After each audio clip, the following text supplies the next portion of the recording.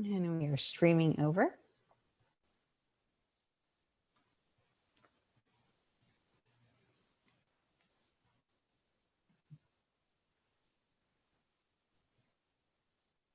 And we are live. Welcome everybody to A Mighty Mystery. I'm your on-air host, Sara DiVello, and I'm thrilled to be here today with Glen Erik Hamilton, here to tell us about his brand new book, A Dangerous Breed. Glen, welcome. Tell us about your book. Thank you so much, Sara.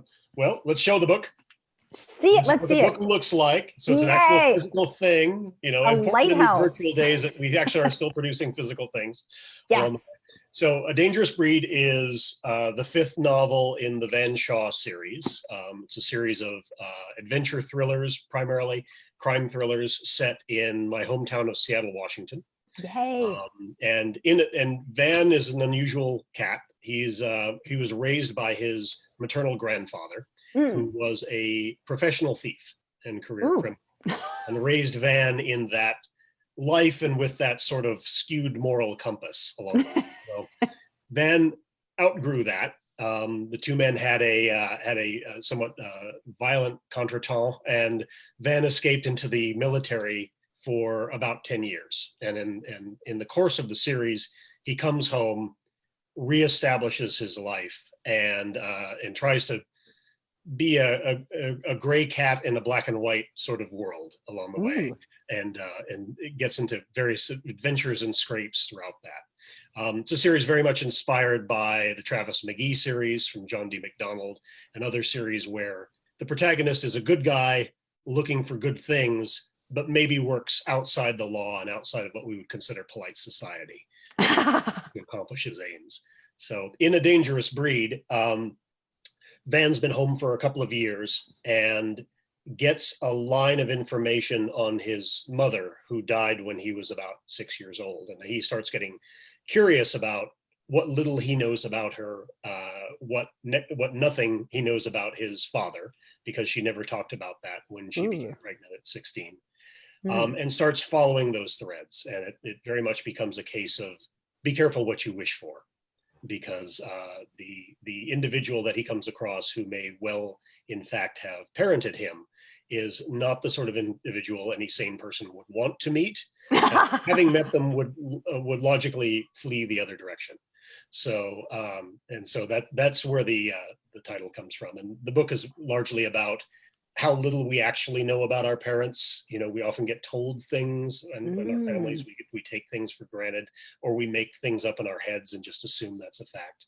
Yes. And it's about, discovering your parents as individuals, and also a certain amount of nature versus nurture. What do we take from them? What do we create for ourselves along the way? Are we destined to follow similar paths depending upon who our parents are? Ooh, my God. I threw a lot at you there. And I received it. I caught it. I'm into it. This is so cool. I'm so excited. I just want to welcome all of our audience members. Everybody say hi. Let us know where you're watching from. Are you tuning in from Seattle, from Boston? Where in the world are you? Let us know. And if you have any questions for Glen, just type them in the comment box. This is your chance to have one-on-one access to Glen, and ask him anything about his book, his craft, his writing practice. Let's talk about mysteries and thrillers. Let's get into it. Q&A. I love curveballs. Throw them out. Okay, Glen has just cast the gauntlet. Audience, will you accept the challenge? Let's throw this guy some curveballs. Let's do it. So while everyone's thinking of their answers, I have to share just a few of your amazing reviews, a few of your blurbs. Welcome, Mia Maria, watching from Denver, Colorado. Awesome. Welcome, Bruce. Welcome. Let us know where everyone else is from. So Allison Brennan, New York Times bestselling author, says Van Shaw is one of the most interesting and loyal heroes in fiction today. Once again, Hamilton pens a complex, twisty tale that may be Shaw's most dangerous and emotional case to date. Atmospheric and taut, Dangerous Breed is a winner. Amazing blurb on that. Book Page says, if you're a Jack Reacher fan, you'll love Van Shaw. Who doesn't love Jack Reacher? I am in for this. I do. Yeah, we all do. Yes, absolutely. William Kent Kruger says Hamilton offers readers a thriller tour de force. In Dangerous Breed, the past collides violently with the present, and the result is a Pandora's box of secrets spilled open. It's taut, it's compelling, and it's so well written. It'll make authors jealous. I know I'm already feeling jealous. But here's the kicker. At its core, it's really all about family. And what could be more heartwarming than that? This is a bulldog of a story that once it sets its teeth in you, refuses to let go. Oh my gosh, this is amazing. I could go on and on. Amy says she's watching from Colorado Springs. Wow, we have 2 people from Colorado today. Very cool. Everyone, let us know what your questions are for Glen. And while you're thinking of them, type them in the chat box. I'll get them right over to him. Type them right in the comments.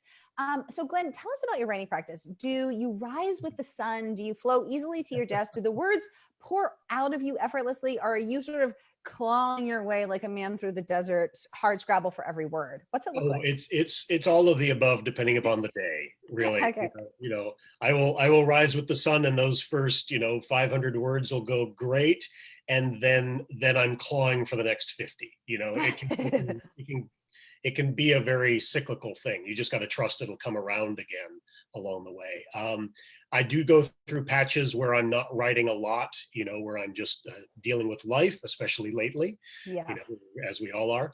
And then I'll go through spates, whether it's on deadline or otherwise, where I'll just be producing pages every day. And it's just, naturally part of, get into a rhythm and I'm able to produce that. But I do find, if I make the space for the work to happen, I put on some instrumental music so that it doesn't distract me with lyrics or anything like that, get my quiet space and just delve into it. More often than not, things come. They may not be things that I end up keeping in the end, but words happen and I get words on the page. And I usually work to a word count, a specific word count, unless I'm stuck on time. If I only have 3 hours, then I'll do 3 or 4 writing sprints of about 45 minutes or so, each with a short break in between. And that's how things happen. Oh, cool. So it's like an extended Pomodoro method. Yes. Yeah. You can do the Pomodoro method of the really short sprints along the way. I'm not a strict adherent to writing sprints in that a strict writing sprint is as many words as you can possibly get down in the time you've got, right? Mm-hmm. I edit as I go, which is verboten in a strict writing sprint. You're not allowed to do that. Yeah. But it works for me. I've got enough experience now that I can crack the door and let the editor in a little bit without letting them take over or slow the momentum too much. And it helps because then I tend to write clean. More of what I write is stuff that I'll end up keeping. Cool. Okay. Yeah, because I find that the writing brain and the editing brain, the creator brain and this editing brain cannot coexist, because if I get, my editor won't shut her yap and and she's like, this is stupid, and then my writer's like, I can't work under these conditions. I think of it like volume control. Like I will let that editor have a voice. They can poke their head in the room, but they don't get to take over the keyboard, right? If it takes more than a few sentences to correct what I wanted to of the last sentence, I got to leave it alone. I got to keep going. Right. Okay, cool. I can't spend 10 minutes on a single sentence. That's not allowed.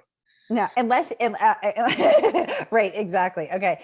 There's a couple of things you said there that I want to unpack. So instrumental music, are we talking Kenny G? Like what kind of instrumental? Are you just vibing out? Yes. I actually have Kenny G here in the room to play for me. No, he serenades you. It will generally be one of two things. It'll be either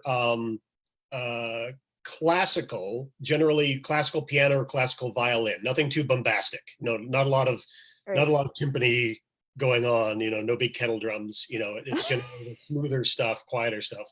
Haydn works well, Chopin, those sorts of things. Or, and this is probably 80% of what I listen to when I'm writing, it's like mid-century jazz. So it's Oscar Peterson, it's Red Garland, it's more modern, Samad Jamal, basically anything that's like piano jazz or just after the Big Bang era, or Big Band era, where you'd have like the 50s and 60s quartets and things like that that would play. That's very melodic. It's got a structure. It's not too dissonant. And that really works well for me. I don't know why that is, but I'll put that on Pandora or Spotify or whatever. And I've got some albums as well. And I'll just let that go. And for whatever reason, that rhythm of like mid 20th century jazz works really well for me. Do you ever listen to Marcus Miller? I've heard Marcus Miller. Yes, I do. And I do like Marcus Miller quite a bit. Yes. My aunt works with him.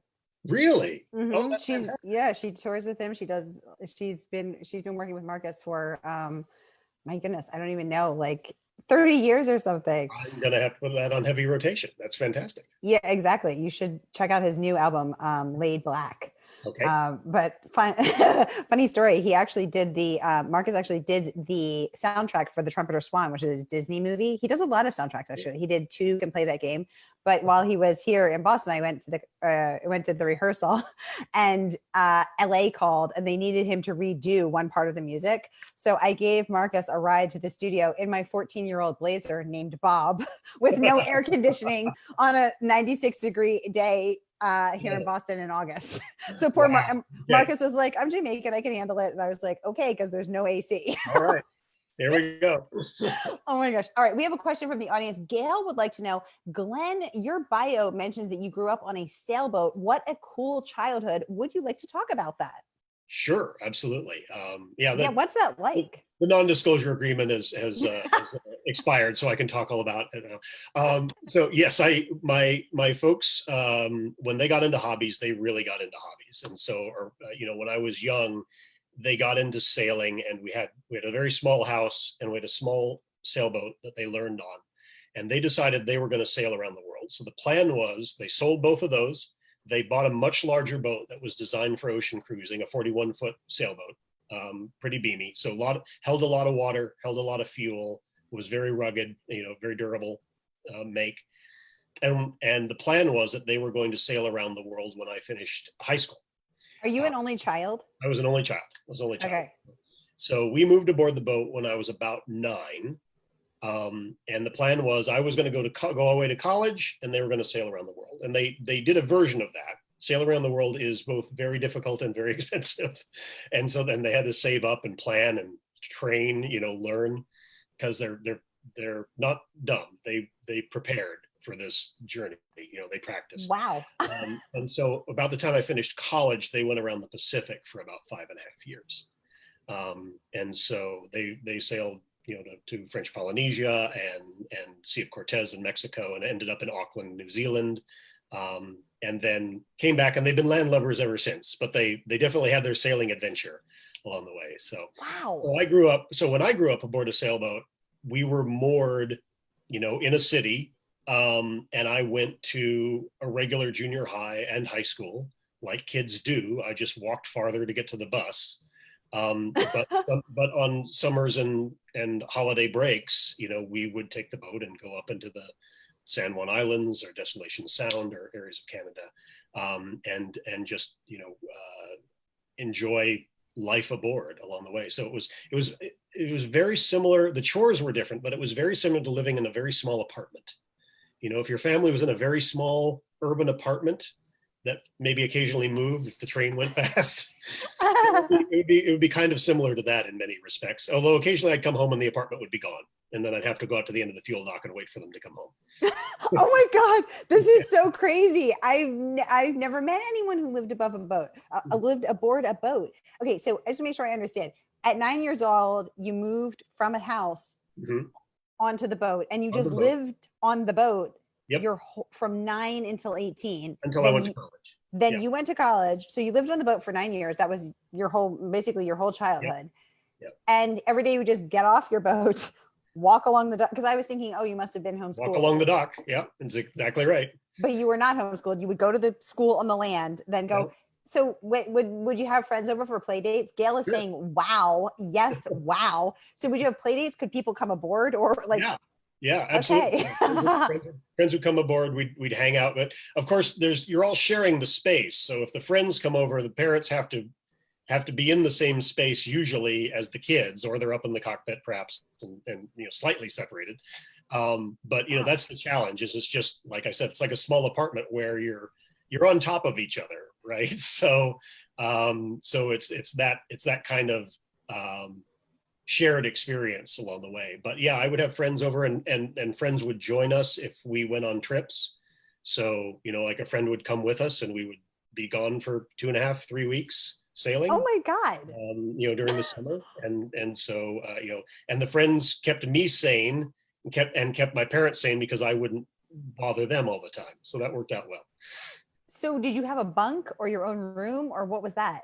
I had the forward stateroom. So which, and we say stateroom and it sounds very grand, It but does. basically it's a triangular room up at the front of the boat. Bunk on one side. They knew they only had the one kid, so they designed it for just one bunk, and then the rest of it was given over to a seat and a dresser and a hanging locker, what we would call a closet on a boat, a hanging locker, and a couple of bookshelves. Very important, because that's how you entertain yourself if you are out on a boat. You read a lot. Right. And when you run out of your books, you read your parents' books, even though you're probably too young to read those kind of books. But yes, that's what I did for entertainment, is I just read all the time. Wow. Okay. So I think we've solved your lifelong love of books. This is where this came from. This is so cool. Wow. You're getting lots of hearts from the audience. Oh, great. Fantastic. Genevieve would say she just got her copy in the mail today.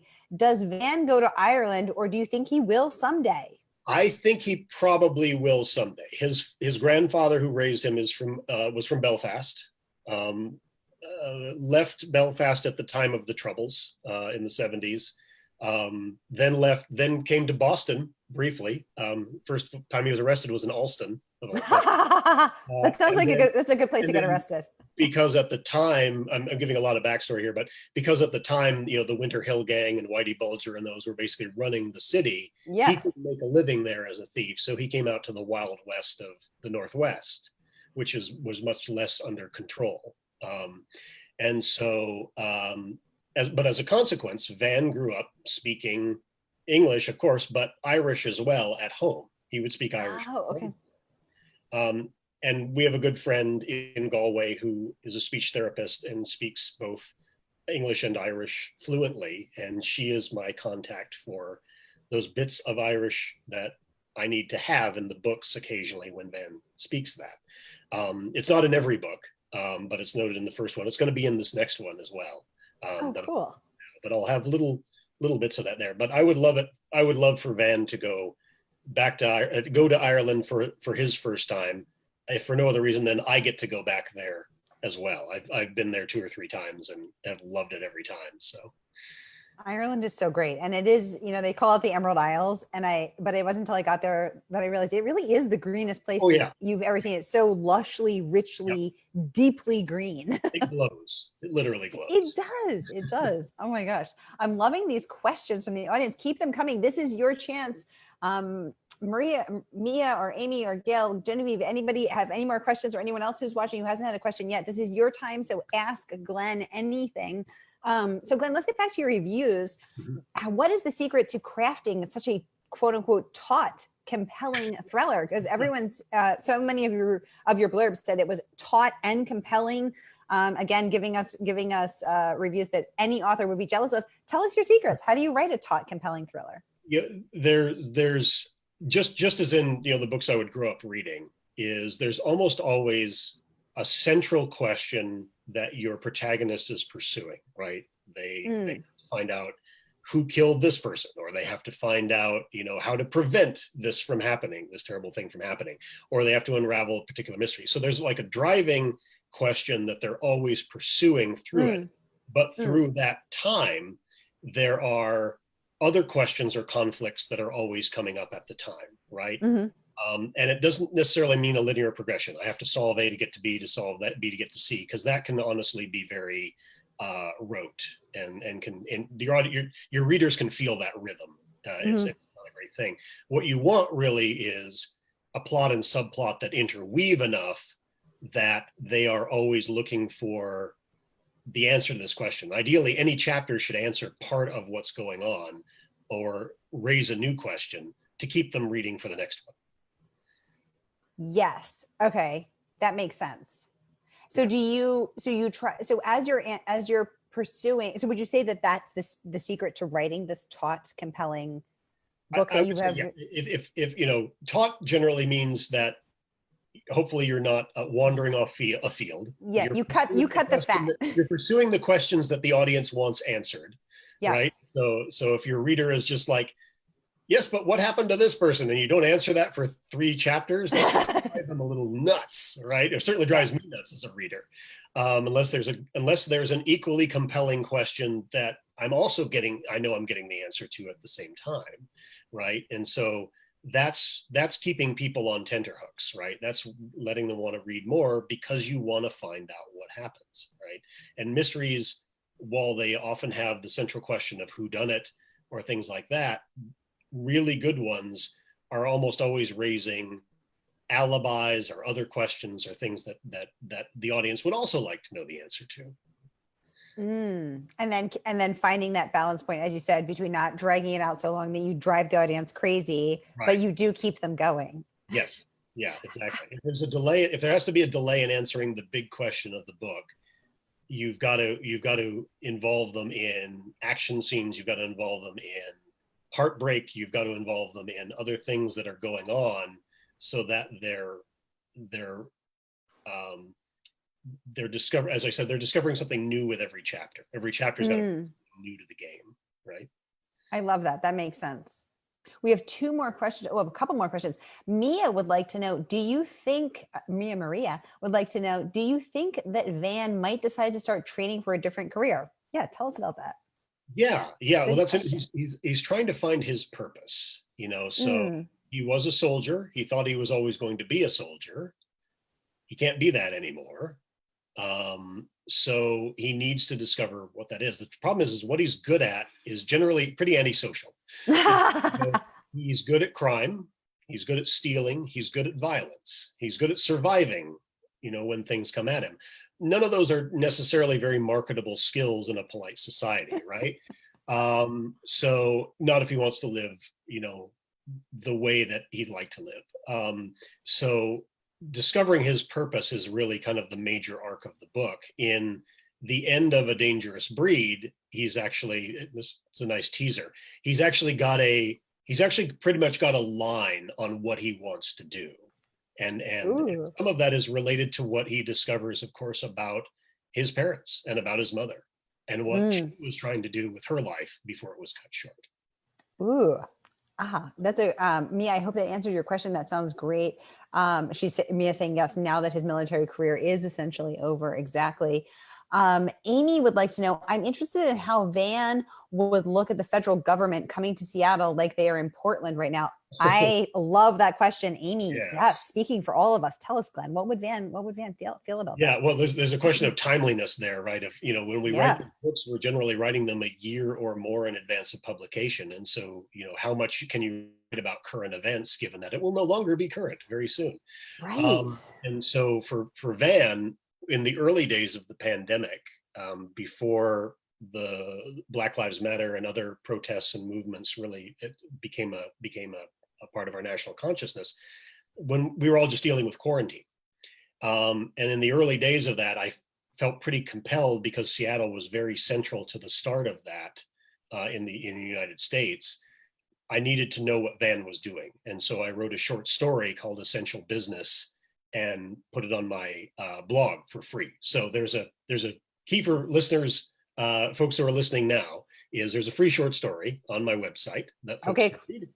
Everybody tune in to the website. That's, you know, so you learn a little bit about what Van's doing, at least in the first couple of months of quarantine. Well, now, of course, things have changed. We've had CHOP in Seattle, the Capitol Hill Occupied protest that was in existence for about a month or so.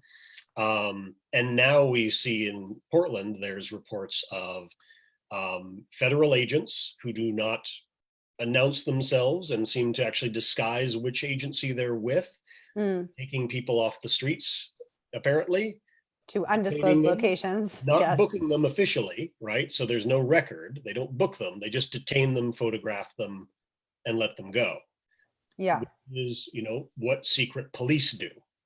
Yes. That you know, that is right out of the secret police handbook. You know, if you are not, and so Van would, would likely see this as reinforcement for his view of what law enforcement is, which is, if it's done right, it's accountable and it's peacekeeping. If it's done wrong, and it often is, it's bullying, it's political, it's law enforcement for political means, not for actual law enforcement of the law or keeping the peace or preventing crime. It's really more about leverage. And so that would echo Van's natural suspicion of what, of how law often gets corrupted for somebody else's use as opposed to being what it's intended to be. Exactly. And for someone like Van, it would increase his healthy suspicion. I think it's, and erode any trust. Right. It would, as it is for a lot of us. Funny because Van does have, relationships with police officers whom he does trust because they've proven themselves to be honorable and willing to do the right thing, even if it's not in their or their department's best interest. Right. That's character. Right. And I think, I personally feel that a lot of policemen and a lot of police departments have that character along the way. The problem is that there are a lot who don't. And, you can't have one without the other. It's not a matter of a few bad apples. It's a systemic problem that we need to deal with. Yeah, exactly. As Chris Rock says, in some careers, you can't have bad apples. One of them is pilots. No one's going to get on a plane and say, most of our pilots are good, but we've got a few bad apples. Nobody's getting on that flight. I know I'm not. Right. And this is another career where it's actually completely not acceptable to have a few bad apples. So yes, and that is something that we're reckoning with and dealing with globally and I think our beloved Black community has been dealing with this for a lot longer, and it's something that's necessarily and very, very delayed, very belatedly coming up for in the white community now. So I think we're all working through that together now. Gail would like to know, another question from Mia. What is a writing, and then I'll get right to you, Gail. Mia would like to know, what is a writing environment you'd like to try that you haven't been able to, and what have you tried so far? Good question. Let's hear about the writing environment. Wow. Okay. We've got the Kenny G streaming. No, we got Kenny here. We've got Kenny here playing for me. Keep it up, Ken. That's good. Hang on. Here's the biscuit. Yeah. So it's all right because Kenny G has a very large house in Seattle. I don't know. He's from that area, so I didn't even know that. Yeah. He's a very large, or at least he used to back when we lived there. So I assume it's still there.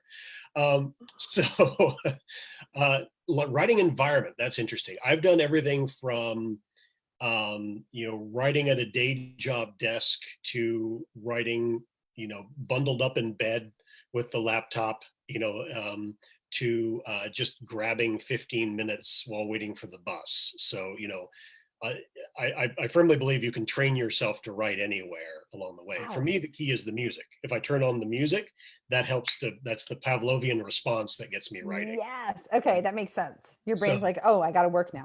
That helps a lot. One of the things I haven't done a lot that I'd love to try really isn't about the environment of writing, but it's about the freedom of income and movement to go to a lot more writing conferences than I'd like and train myself to write on the road. Because I have written on the road a lot, but it'd be interesting to see, can I tour around going to conferences for a month or two, during the high season of that, and be able to write consistently in hotels and airplanes and things like that. So yeah.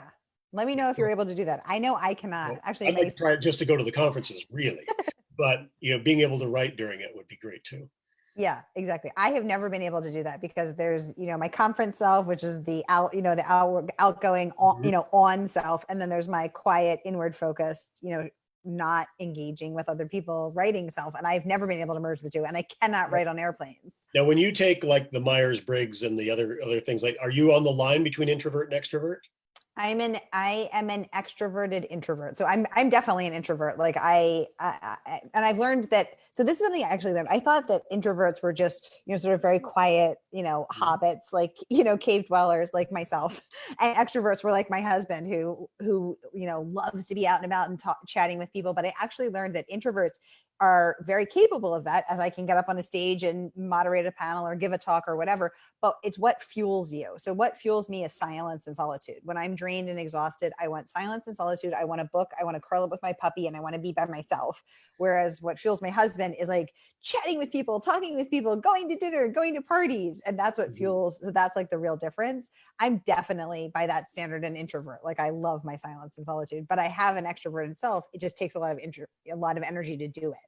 Got it. How about you? I'm on, whenever I test, it's always like right on that line between the two, where similar to you, I think I'll get a lot of energy from being with people at conferences. Yeah. But at a certain point, the battery is full and I have to go away now.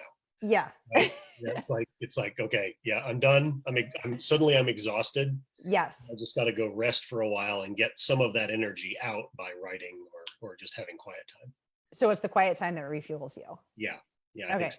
Yeah. So by that measure, then you're an introvert. I would be an introvert as well. Yeah. Yes. Yep. Love that question, Mia. Thank you for asking that awesome question. I love that. Gail would like to know, Glenn had other careers in his journey to writing. How did he find his way to being a thriller writer? Tell us.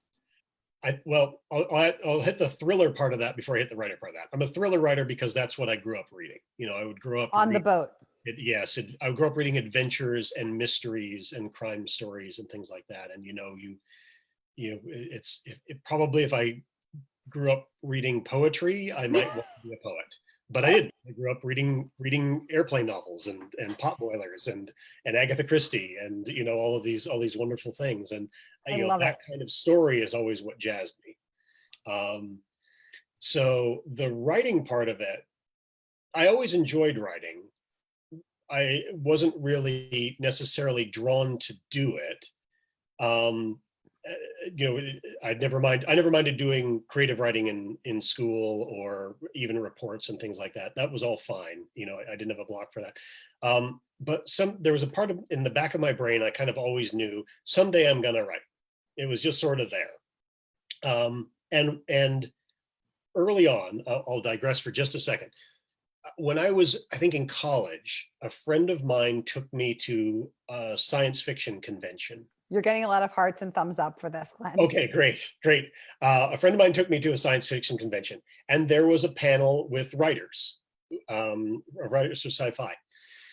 And wait, did you like sci-fi, or you just went for the heck of it? I just went for I'd read some sci-fi, but I went for the heck of it because my friend, I think it was Mark was going, so I went with him, and it was a small conference, but there was a panel of writers, and they were taking questions from the audience. And I could tell that they were a couple of them were a little bored by the questions. And a lot of the questions I noticed had to do not with they were from people who didn't want to write, but they wanted to have written. Okay. Yeah. Right? If you know what I mean, they were looking for a magic bullet or something like that, not maybe realizing that every writer's process is different, things like that. Yeah. Yeah. But they didn't really want to write. They wanted to just have it be established that they were writers. Yes. And I think that kind of I remember that flipping a switch in my mind of, it's like, oh yeah, I'd like to write someday, but I don't have to offer any excuses for not doing it. Like when it's time, it'll be I like that. When it's the right time, it'll be time. And we moved to California about 15 years ago. And I had the chance to take a few months off work before I had to hunt for a job. And so I just went to the library, the Buena Vista Library here in Burbank, and sat in a carrel and wrote longhand each day to see if I enjoyed the act of it. Because I knew it was going to be hard. I came into it like this is going to be hard work, because it is. Because you've been at the conference and you'd heard, yeah. Yeah, let me see if I enjoy the hard work of writing, because it's all. I love that. And I did, and I liked it. But I also realized, if I'm going to learn how to do this, I need to take some classes. I need to get some instruction. And so I took some classes through UCLA Extension and a mystery writing workshop, and then got into a master class where the 3 or 4 people within the master class would bring 10 pages every week to work on with the instructor, who was an established mystery writer, Geraldine Farmer. And we would read the pages out loud, critique them, note things to change, and either rework them for the next week or move on. And I describe that as graduate school, 10 pages at a time. It was just reworking or recrafting or talking about it along the way. And, I was in the class as my first 2 to 3 books were written. 3 books were written, actually. Along the way, and just it was the chance to workshop them. And those were my beta readers, right? It's a very successful group. We have 3 other authors in our Saturday group who have been published. From that class? From that class. Oh, I love that. So that's still, and so 15 years later, you're still in that same group. Well, I'm not. I left a couple of years ago. But mostly I left not because I wasn't getting anything out of it, but because the pace of my writing had to be much faster than the class allowed for. Oh, then the 10 pages. And then I would go on deadline and I'd be like, you won't see me in class for a month because I need every moment I can to work on this, right? I can't take half Saturday to go do the class. I've got to produce 10 pages during that time I should be in class. Right. So, yeah. And so after a while, it just became natural to like take the risk and cut the cord and move on. But it was still a very useful experience to do that and have those friends and beta readers who knew my work really well, of course, by that time. And I knew their work really well. So we went to those weak points, and you can kind of go to the heart of going, you're doing this again. And they would catch me out for mistakes I was making and the like. So that was very handy. So that was a long-winded answer to becoming a writer, but that was my journey to it, of getting into it. Wow, that's so interesting. I love that. Mia would like to know, have you ever had a really bad block? Oh yeah, I want to know that too. Tell us about how did you work your way through it? Yeah. Block is, when people picture a block, they picture the writer just sitting there staring at the page. And I believe it's very easy to work around that, because you work around it by going and go write something else. Mm-hmm. Don't write that thing that you're stuck on. Go write something else. Write a short story. Write a different chapter. Write something like that. And I'll still do that on books where I'm like, I don't know what happens here, or I don't know what's going to happen in this next dialogue scene. It's a quieter scene. I haven't thought about it enough. And I'll give myself some time to think about it. But if nothing's coming, I'll be like, well, I'm going to get to this within about 30 pages. So maybe I'll go draft that instead, and I'll just jump ahead and give myself permission to do that. Probably the toughest block I've had, there's a couple of them. One was I tried working on a standalone between books 3 and 4. And I got quite a ways into it, but it wasn't gelling. And it wasn't that I was blocked on the writing. It was that I had the backstory, I had the history, I had everything else. It was the modern day story that just wasn't clicking for me. It just wasn't there. There was something lacking in it was plot mechanics as opposed to a story that had to be told, if that makes sense. Okay, yeah, that does make sense. And then I got an idea that really excited me for the 4th Van Shaw book. And I went, oh, I'd much rather be writing that. And my agent, bless her, and editor were both very understanding. And they're like, well, if you're feeling passion for that, go write that instead. Because that's the story that needs to be told. I'm like, okay, great. So I went and I wrote that quickly. That came out very, very fast. There's been a more recent block with dealing with COVID. I wanted to pause. How far into the one that you realized was the plot mechanics that your agent said go for the one? It was probably about 150 pages. Yeah. Wow. So you were in it. Yeah. And it just wasn't working. Did you ever go back to it, or you were like, no, it's just not working? Someday. It's pretty evergreen. I can come back to it at any time. Okay. But oddly enough, I have an idea for another standalone that I'm going to write after I finish this Van book, that I'm very excited about. And again, I'll give it a lot of thought before I launch into it. But another block was more recent with the pandemic.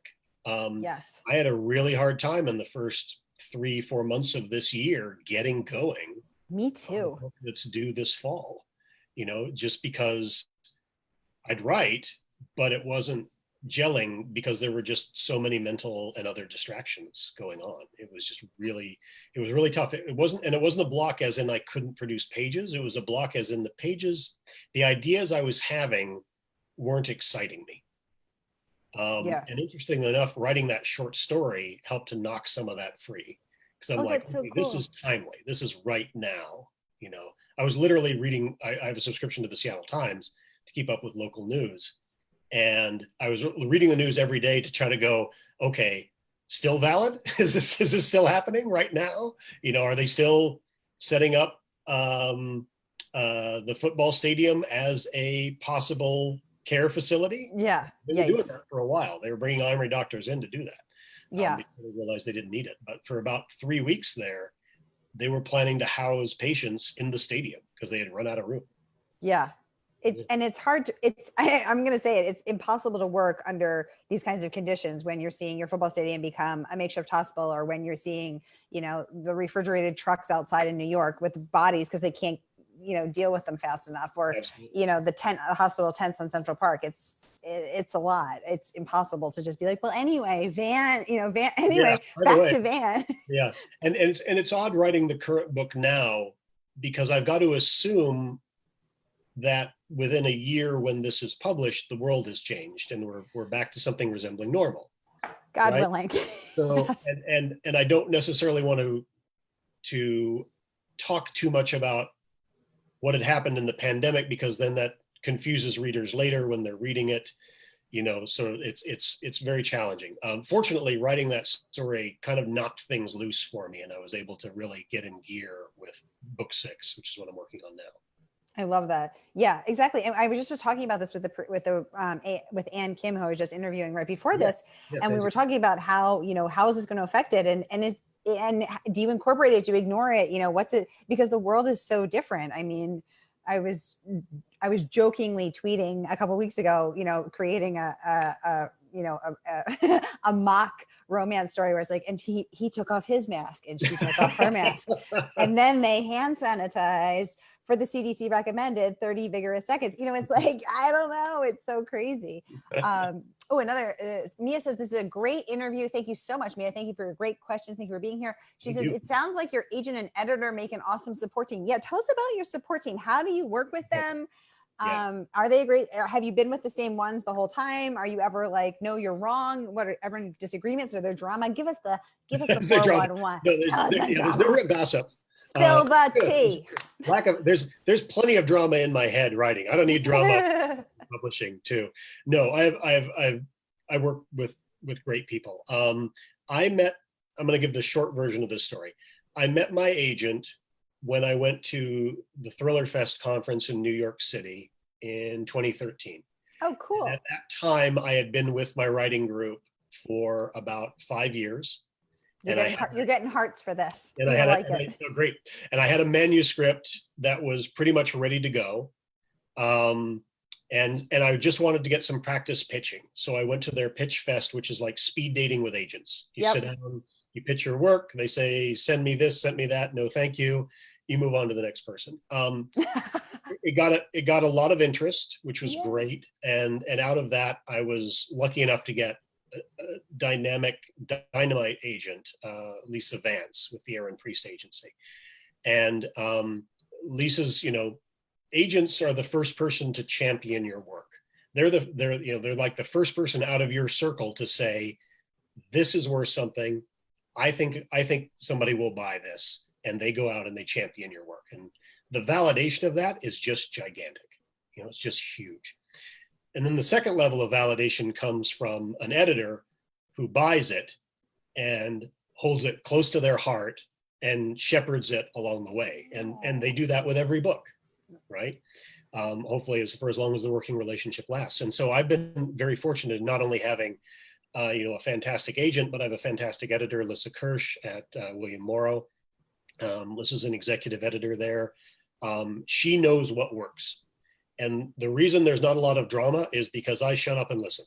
And if she says this subplot, whatever, really didn't work for me, I'll be like, okay, how come?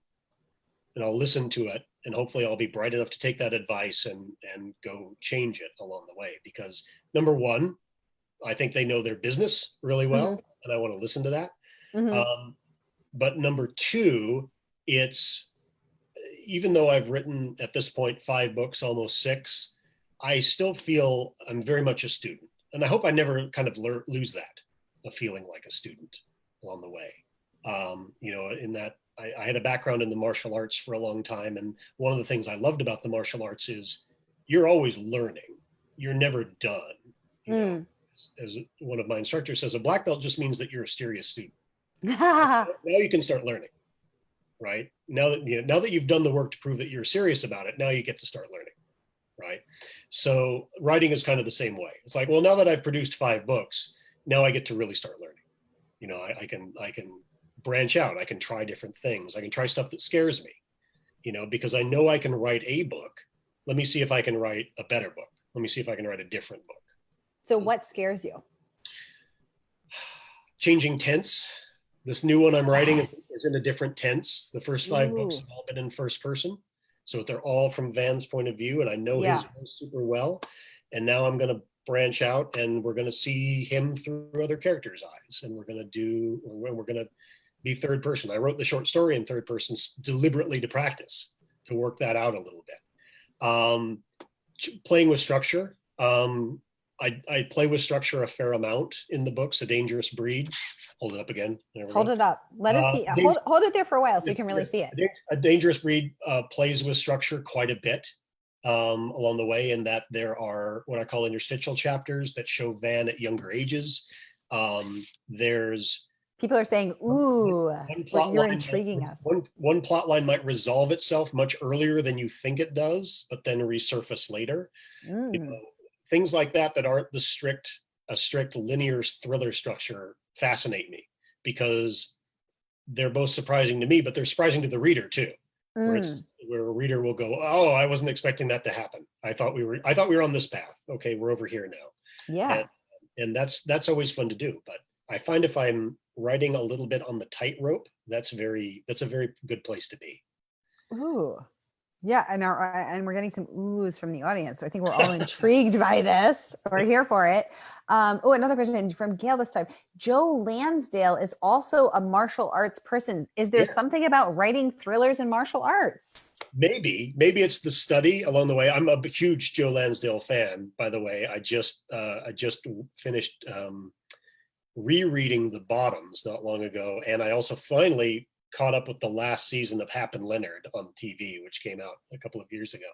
I caught up with it because I had been saving it like a gem, because I knew there were only 3 seasons, so I had to like watch them slow. Yeah, you gotta spread that out. Spread it out. It's you gotta ration yourself. Right, exactly. But yes, I think there's some of it, because it's a combination both of discipline. You know, you have to learn the craft. You have to learn how to do sentence structure. You have to learn how to throw a punch. You know, these things are very similar, but there's also amount of, well, you don't know what's going to come at you, so you got to relax. Ooh. Right. There's a true thing that you learn in in all sports, I think, but especially in combat sports, is a relaxed muscle is a fast muscle. Like if you're tense, you've got to untense in order to move. Right. Okay. Which is why if you watch a very good boxer or a very good fighter, they're very relaxed in the ring, because that's how they move so quickly. Oh, interesting. I've always wondered how they move so quickly, because they move quicker, I've noticed, than I could ever myself. Well, me too. Yeah, I can't move like that anymore, if I could move anything like that ever. Yeah. But they're very relaxed, so that when they move, it's explosive, and then they're relaxed again. Right. So writing, I'll belabor the metaphor a little bit. Writing is a little bit of that. I got to calm myself down to let those things happen, to let those move, right? You know, I get Kenny G here to play for me, calm myself down, and the happens, right? But if I'm worked up, if there's a pandemic, it's kind of hard to do that. Yeah. Yeah, that's so true. And actually, as a yoga teacher, I use yoga and breathing techniques to Mhm. calm myself because, exactly as you said, a tense mind. If I'm like, when is it going to be over? How many people are going to die today? What is the, where? What about the tent in the field? That's the hospital. I can't write from that place. I have to calm down in order to create. A calm mind is a creative mind, Mhm. and that's so interesting. We have another question. Actually, two more. Gail, I apologize. You asked this question before, and I got so excited I missed it. So I will get to it now. What do you like about Columbo? I also noticed, Gail and I both noticed, apparently in your bio, you're a Columbo fan. What do you like about that I bumbling am a doofus? huge That fan. bumbling doofus. Well, we were talking about but he's not a bumbling doofus. You think he's a bumbling doofus. People underestimate him. Mm, He's really very observant and very yes. right. One is that we were talking about structure, and Mm, Columbo is a fine example of it's not the first to do it, but it's maybe the one to do it best of. It's the inverted structure. You know who killed him, right? You see who killed him at the start of the mm. show. It's about how Columbo's going to catch them. And Ooh, that's pretty interesting. fascinating. It's also fascinating because we never get really tired of Columbo because we don't spend the whole show with him. We spend a lot of the show with the guest star, the villain, right? And so Columbo's the thing that comes in, the thing that comes in, and then we get to see two actors, hopefully very good actors, play off one another. So the show is always a similar structure, but always different because there's always somebody else playing that game with Peter Falk. So structurally speaking, it's fascinating. I had the chance to briefly meet William Link, one of the creators, when he got the Grand Master Edgar Award a couple of years ago, and Wow. I'm a huge fan. The other fascination I have of it is it makes no pretense of being real. In other words, you never see Columbo for the most part at the station. You never see him at home. He's always out. He's always working. You don't know how much of his personal life is real. The gotchas that he gets the people on would never hold up in court. You know, none of that has anything to do with how much you enjoy the story. It's a and heightened reality, right? And I believe thrillers are a lot like that too, is that the audience is willing to have mm, a certain amount of suspension of disbelief if they're really having fun. And I think that's true. that's true. That's so true. Gail says she's a huge fan as well. And she says, quote, just one more question. Was Columbo's way to catch the person off guard? Oh yeah. Yeah. Yeah.